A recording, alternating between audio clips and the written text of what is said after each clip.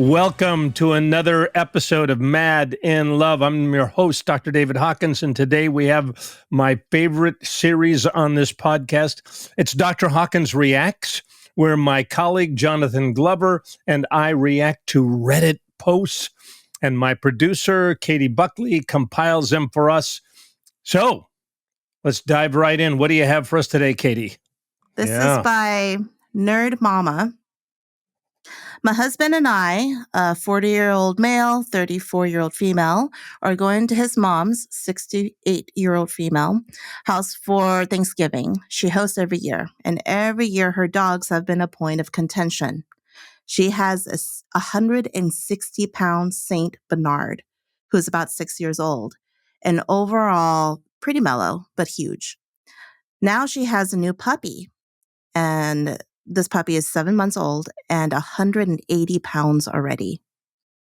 I can't fathom a 180-pound puppy. That's crazy. She refuses to lock them, either of them, outside and in their crates when we come over for Thanksgiving, and in general too, honestly. We asked her to reconsider this year, as we have a 6-year-old who's afraid of the puppy, who is huge and wild. She jumps and is very intense, sweet, but doesn't know her own strength.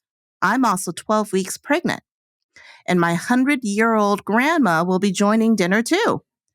My husband asked his mom to lock the dogs up, and her response essentially was, no, they're family. For some context, she is extra vulnerable this year as her youngest son had passed unexpectedly 2 months ago. And I know the dogs have been a huge comfort when she's been home alone, as she is not married. All of the horribleness of this year aside, it feels like an inappropriate time to let dogs roam. They're constantly jumping, getting into people's faces, and lifting themselves up to eat things off of the counter. There's little to no training for either dog. We're considering not going because of it. I can't let dogs jump on me and potentially knock me over while I'm pregnant, and our son is nervous about the dogs, but she is struggling this holiday season with such profound loss. Am I the a-hole? I don't think she's an a-hole at all. You know, she, like any of us, are responsible for our own safety and well-being. And my goodness, it's perfectly understandable that she would be concerned about her well-being, her child's well-being. These are small horses. These are animals they're animals. I mean, I'm a pet owner, and I've got animals, and they aren't necessarily, they don't take our well-being into consideration always. So anyway, I would disagree with her about, there was only one line in there that I was uncomfortable with, and that is, she used the phrase, it is inappropriate. Can you read that sentence again, Katie? It's inappropriate that da-da-da-da-da-da, kind of a... it feels at an inappropriate time to let dogs roam. Yeah, it's not. Because there's so much going on. No, it's a judgment. I mean, I get it. So I'm cool with this woman saying, I don't feel safe. I'm not sure I want to go. I'm not sure my son is safe. I'm not sure I'm going to go. It's not appropriate to take the next step and go, she's wrong. She's not wrong. The mother is not wrong. She wants to let the dog run around the house, eat off the plate, jump up in the whatever. That's her right to do that. But it's this woman's right, and in fact, obligation and responsibility to take care of herself and her child. That's what I think. Jonathan. Yeah, I completely agree. I think that this is a boundaries conversation, and boundaries have everything to do with, are you safe? Are your needs being met? And she's identifying that this situation ahead of time. She's saying this doesn't feel safe to me. And I think the approach typically when you're in relationships is to go to the person and share that, to say, I don't feel safe. Yeah. And here's my request. If the request is not met or not followed through with, then it's her responsibility. It's to decide, well, what am I going to do about that? And if it means not going to dinner, then that might be what she decides. And it's good. I think it would be important to clarify that with her mother-in-law, or for her son to clarify that with his mother, to say, we because she does sound like she cares about. She does have some compassion for her mother-in-law, and that's great. And so come forward with that and say, we love you. We want to spend time with you. And here's some of our concerns. So that way, if she does decide, if the family decides not to go over there for the dinner, at least that part is also involved with it, to the care and the compassion and the love. Taking it even a step further, Jonathan, I'm mindful that sharing our feelings and making our requests, and perhaps even leading up to setting a boundary, highlights a situation. In other words, this woman, if she goes to her mother-in-law and says, "Hey, look, I don't feel safe. I'm blank months pregnant. I'm concerned about my 6-year-old son." Anyway, she shares a lot of information. She makes a clear request. The way the mother-in-law responds, and this is why I presume you do this with clients too. I do.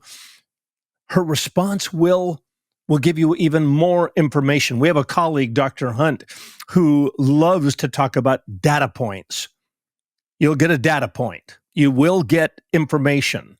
So your mother-in-law will anything from look at you and go, "Oh my goodness, wow, I understand. I didn't think about that. Oh, of course I will crate the dogs," to, "I'm not crating the dogs. Are you kidding me?" I mean, I don't know the mother-in-laws, but you will get a data point. And then from there, you can make your next decision. But yeah, you've got to lead out with, "Here are my feelings. I feel unsafe. Here is what I'm asking. I want to inform you, and I'm hoping that you would be willing," and maybe even adding to your point, Jonathan, a boundary like, "If you were not willing to crate the dogs, I'm not sure we're going to come." And then you're going to get information. And that's what we all have to do. So we make a step, and then we get information, and we respond to that. We take another step, we get information, and we respond to that. So none of us ever, it's a strong word, but for the most part, we don't have to be in the dark. We put out information, we listen to the response, and we make our choices from that. And then she sets a boundary. Let's say that the mother-in-law says, "No, I'm not. No, these are family." Oh, okay. Well, then we're not going to be showing up. And you get another data point. And now does the mother-in-law say, "Okay, your choice"? Ooh, big data point. Or does the mother-in-law then say, "Oh gosh, oh my goodness, you're so important. I really want," anyway, blah, blah, blah, blah. So boundaries bring clarity. I don't see a place where the person has to feel any guilt. They're making a decision out of their own safety needs, and those are valid. Well, I think that talking about the long-term goals for the relationship and what you value, and being clear that is actually separate from the safety concerns and the dogs, that does help clarify, and hopefully for her it alleviates some of that guilt, because the intention is to have a good relationship and spend time with her, maybe even spend more time with her at this time of year. And that can be communicated directly. That's a good point, to whatever comes about, to really guard against anything being, well, then, we want to guard against reactivity.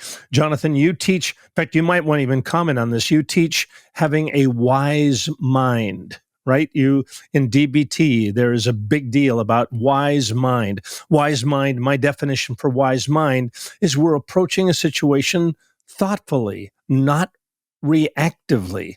We're responding. We're thinking it all through.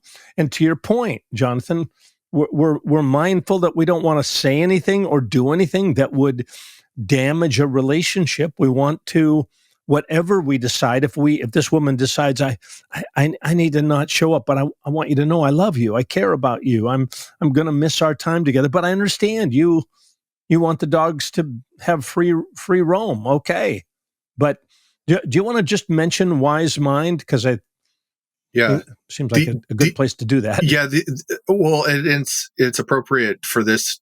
It's actually a really good example here, because wise mind is about acknowledging all of the emotions that are present as well. I think a lot of times people think when they hear about wise mind, it's just doing the right thing, or problem solving it in a very rational mind way. But it really is about acknowledging all the emotion that is present as well, and paying attention to what that emotion tells us. And emotions give us indication of what our needs are. And so if we're paying attention to this, if we're feeling anxious and fearful about this upcoming event, pay attention to that, because that emotion is giving you an indication as far as your safety needs.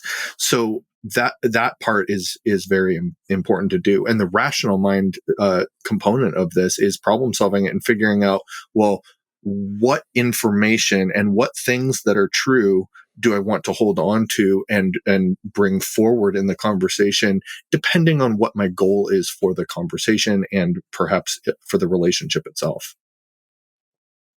We have a professional colleague out there that I know you respect, Terrence Real. And Terrence Real, what he would bring to this conversation is be very careful about what you're telling yourself, the interpretations you're making of anybody's actions.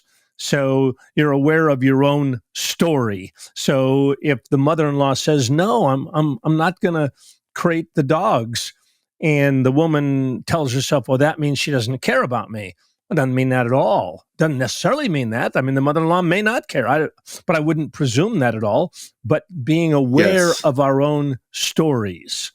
So yes, and guarding absolutely. against And that. Marshall Rosenberg has the very similar language around that. What's the story that you're telling yourself about this? And you really have to be careful. I missed earlier when you spotted that sentence in there, and I think it was a really good catch, because that is the interpretation, it is the labeling, it is the mind reading, and that's where, if that gets inserted into the conversation, that's really where a lot of problem dynamics for that conversation lead.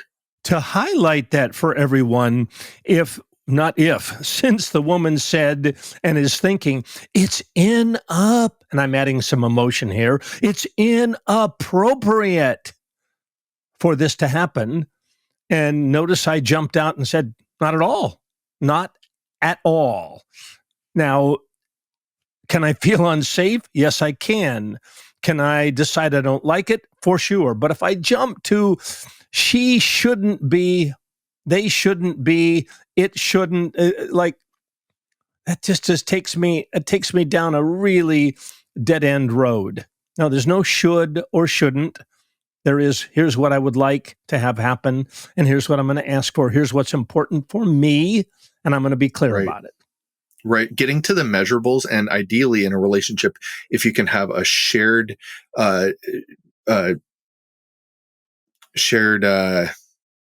words. What's the word for that? Anyway, share for defining behavior and measuring behavior.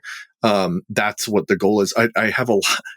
I'm sure you do as well. Tons of driving examples. And a woman will, the wife says, he doesn't drive safe. He's an unsafe driver. And he responds with, I'm not unsafe. I've never been in an accident. I'm not, she's not dead yet. I'm fine. The the more productive way to have this conversation around safety and boundaries and requests is to say, when you speed, when you drive over the speed limit, there you that go. makes me feel unsafe. Good catch right there. Will you please, if I'm riding with you in the car, will you please drive under the speed limit? And that's the request. And like you said, data point, if he responds with, you're saying I'm an unsafe driver and I'm not gonna do that, then that's a data point. And then she needs to decide, do you want to get in the car with that guy? There you go. This is such an important point. Katie, we're off on a tangent, but I want everybody to take note. When you can talk in judgments and accusations, it will take you always down a bad path. Always. And you want to guard against that, to Jonathan's point. You share what you are feeling and what you're asking, and you guard against shoulding, shaming language. And anyway. All right. Well, as always, robust conversation today, Jonathan. And these situations, boy, they make me think. They're real life. It's this is like, this is the real nitty gritty of life. And it challenges me to show up well. I hope it challenges all of you to show up well. If any of this resonates with you, you can start by visiting our website, www.marriagerecoverycenter.com, to book a free 20-minute phone consultation with one of our very well-trained client care specialists to learn how to get started on getting help. So if you've enjoyed this episode, please take a moment and leave us a 5-star review and subscribe to our channel to be notified of upcoming episodes. You can learn more about Jonathan on our website, myself, and all of the clinicians and the work that we do. So until next time, this is Dr. David Hawkins signing off for Mad in Love.